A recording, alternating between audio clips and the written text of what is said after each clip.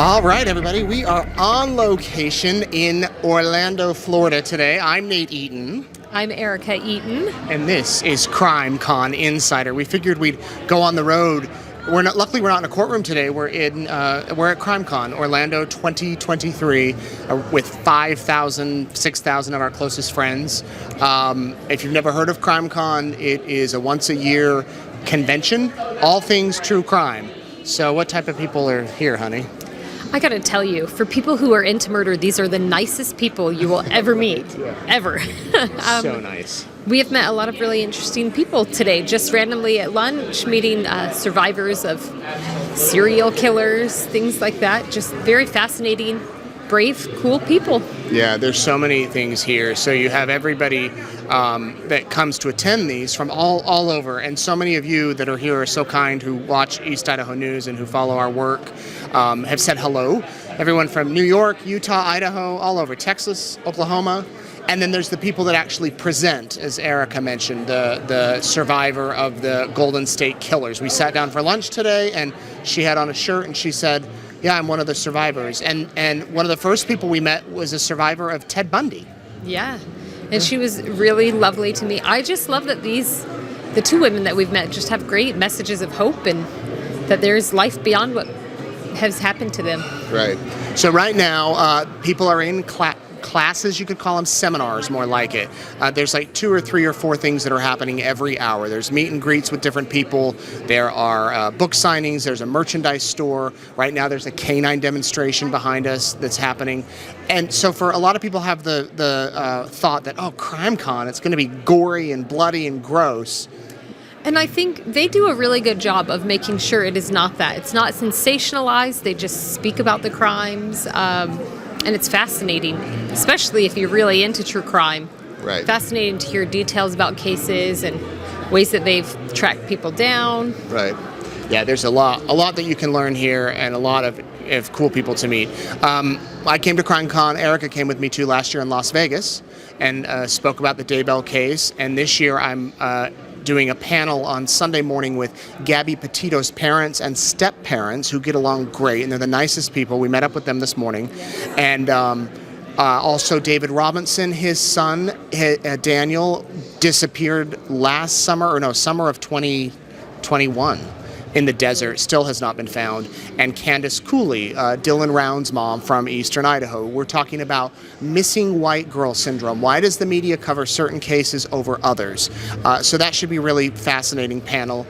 And that's why we're here, but we're also doing behind the scenes videos. We have a lot of videos to show you. We want to give you kind of a behind the scenes look at CrimeCon right now. We've been shooting videos all day, so let's take a look, bring you with us, even if you're not even here. I'm Nate Eaton. We are here in Orlando, Florida, and take a look behind me, CrimeCon 2023. It has officially started. It's the biggest CrimeCon yet. I'm told around 6,000 people are here. Well, we're going to give you a behind-the-scenes look at what goes on to producing the biggest true crime convention anywhere.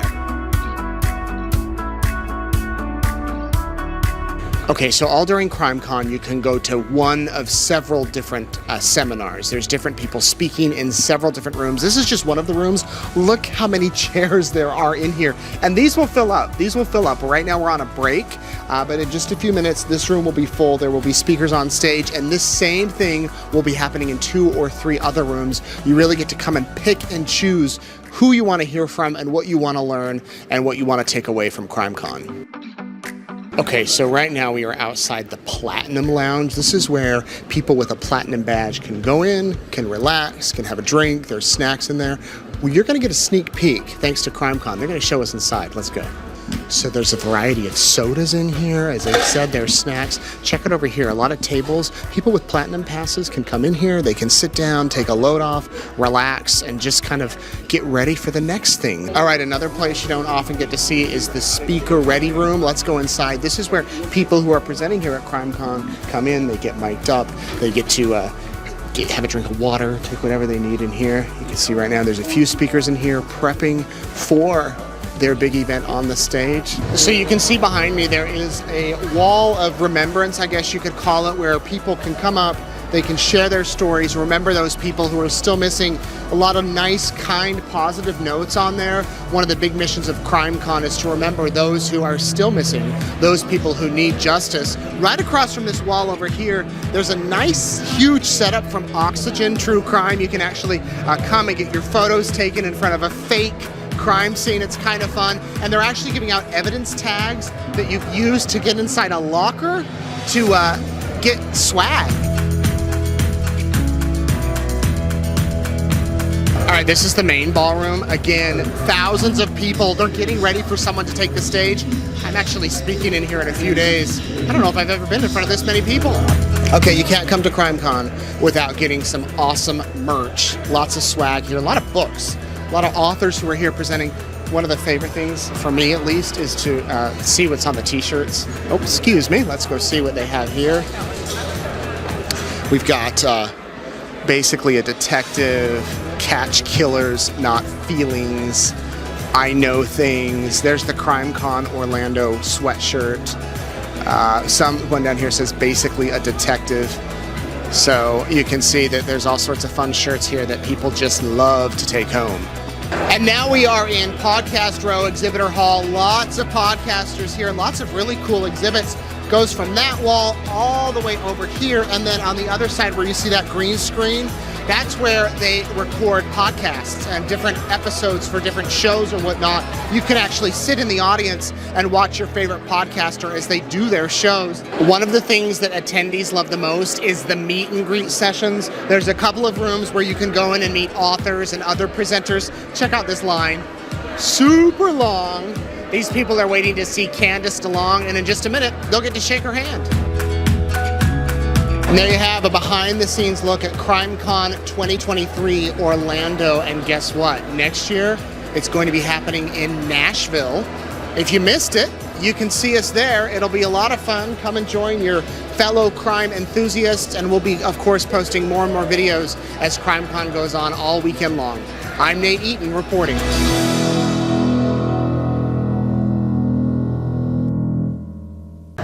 So that is a look behind the scenes. What's impressed you the most, honey? Well, this year it does seem a lot bigger. I have gotten my steps in case anyone is wondering for that. I have been impressed. It seems very well organized, I will say, and just really with the people. It's been fascinating to talk to people from all walks of life that are just into true crime. Right, yeah, it has been, and they, the variety is so big. I mean, like I said, you have the canine demonstration happening, then you have the survivor of the Ted Bundy killings, and then you have missing people, and then you have a whole slew of podcasters, which we showed you a little bit just a second ago, but we have another video coming out showing Podcast Hall, and we met with the National Missing and Exploited Children, National Center for Missing and Exploited Children. And that was actually really cool. They have a demonstration they're going to be doing with an actual case that is ongoing right now with a Jane Doe, I believe, right? Yep. And they are reconstructing what her face would look like so that she can be identified, which is amazing. Yeah, they're going to do that here at CrimeCon, like live, as the weekend progresses. They're going to post videos and updates as it goes on and on. So that's what will be happening here. A lot of media here too. We've just met in with our Court TV people from Court TV, News Nation, Nancy Grace. Had a really interesting moment with Nancy Grace. Okay, so I know many of you dislike Nancy. Many of you love Nancy. She kind of is a polarizing person, and I think she would admit to that. I know many of you message me when I go on her show and are like, "She's so mean to you. Why do you keep doing that?" Off air, she's incredibly nice. And so we ran into her and I said, "Nancy, let me ask you a few questions." And here's how the interview went. Okay, we're backstage at CrimeCon with the one and only Nancy Grace. I don't know where that came from. If I survive this weekend... I don't know what just happened. You have a reputation. That's what they call temporary insanity, which I don't believe in. Okay, well... I know what happened. He triggered me. He said... Lori Vallow. That's what did it. That was my next question. I haven't had a chance to ask you what you thought of her closing before she was sentenced. Do you remember what she said? I remember distinctly what cult mom Lori Vallow said before she was sentenced by the judge. She somehow manipulated the gospel to try to get a lighter sentence. And you know what? Lori Vallow, Cult Mom, I hope you're listening, because I want you to have plenty of time to get right with the Lord behind bars. Okay?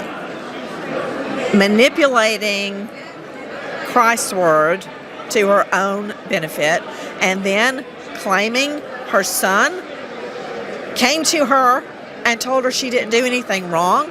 What was the judge supposed to do? Oh, okay, you're free on probation. Let's vacate the sentence. I was stunned. And I was also stunned at her lawyer. But you know what?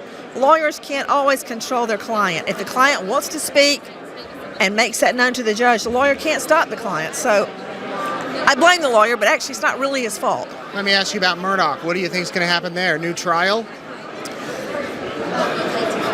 I do not believe Alex Murdaugh deserves another trial, a retrial. I met Becky Hill, and she was a wonderful lady.